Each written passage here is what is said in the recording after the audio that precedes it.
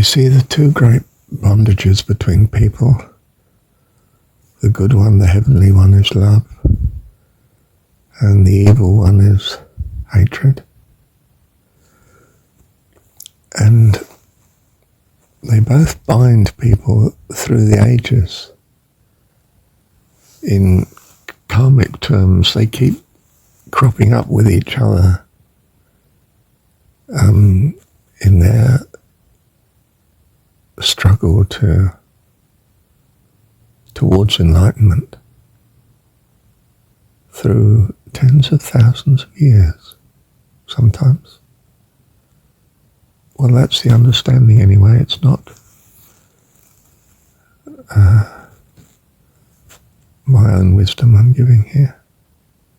Is wisdom ever one's own? It's not, is it?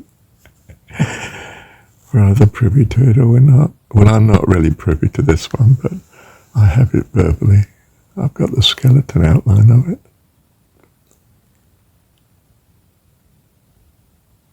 Perhaps a bit more than that, I'm not sure.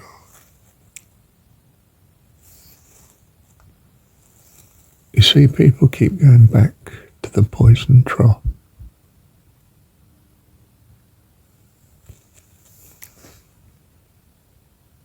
And they keep getting hurt. And hatred strengthens the bond. They can't leave it alone. It crosses my mind that it's because it has to be solved.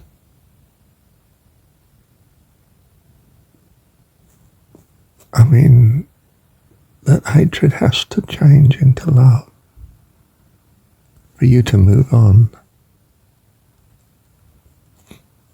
I got the strong impression my mum continued hating Dad 20 or so years, 30 years perhaps after his death. It was a great deprivation for her to lose Dad from this world. She'd already left him, of course, but to know he was no longer there to hate was a great burden to her. She lived in dedicated loneliness for the rest of her life.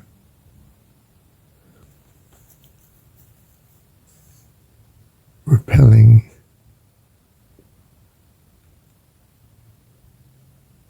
even her son.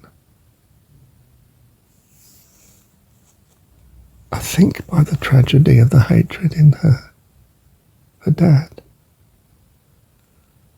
I may be melodramatic here, I don't know.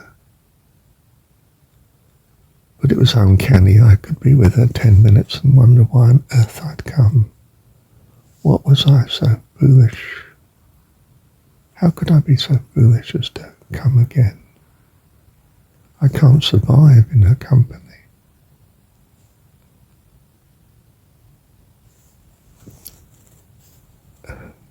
You might not think this is a great tragedy, but when you love this person and she's loved you, in my childhood, you understand, we were as one, mother and son.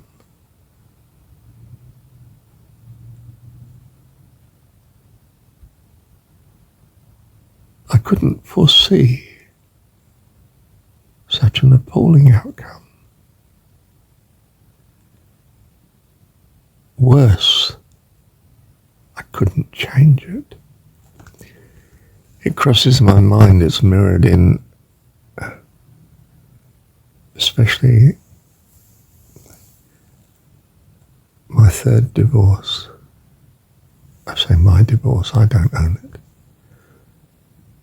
It was her choice. But to have someone who loved you now hate you,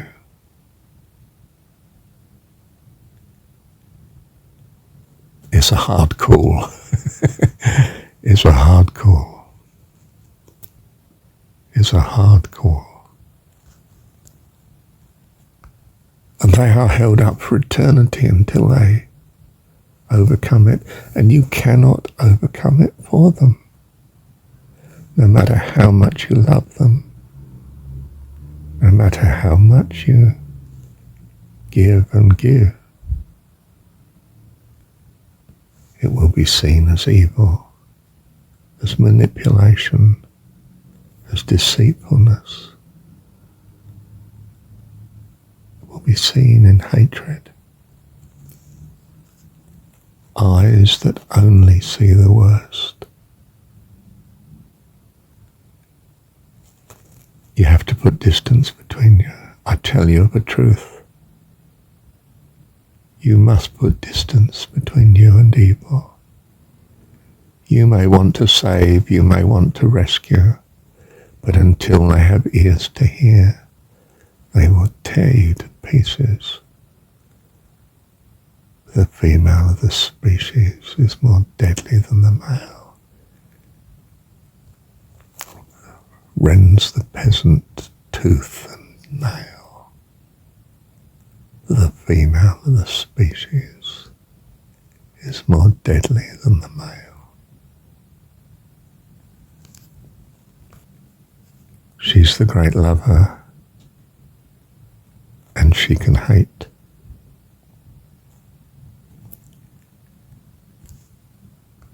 If she somehow becomes unhinged from her security, that she sees him as her enemy, there is nothing you can do. And best that you don't do anything too. She'll do all the acting. She'll divorce you.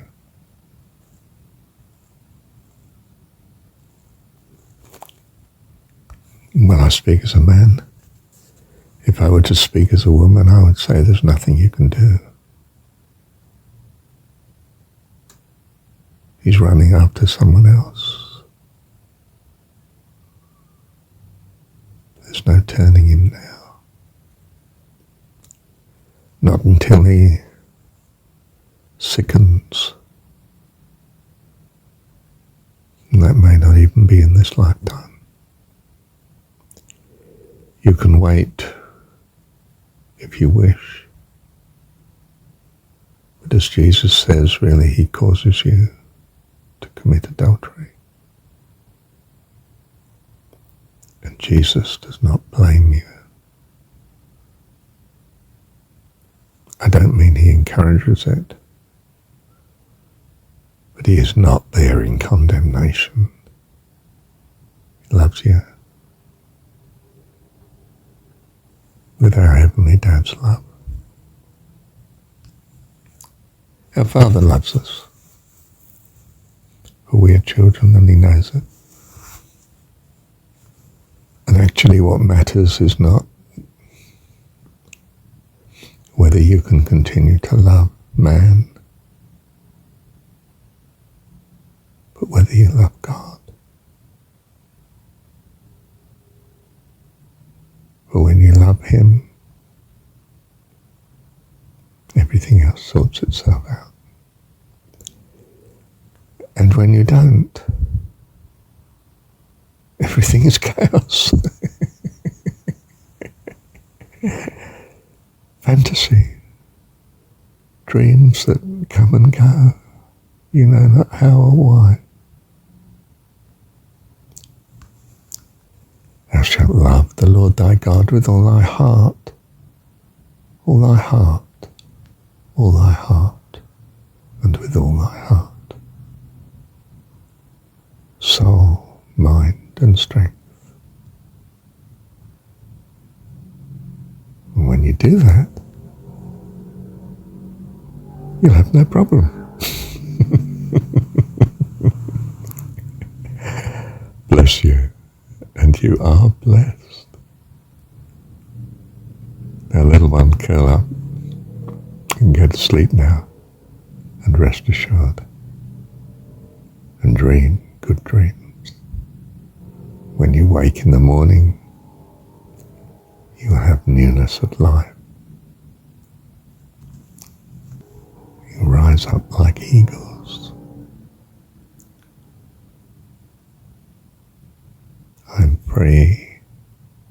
I'm free. Blessed Spirit, I am free. Thank you, Dad.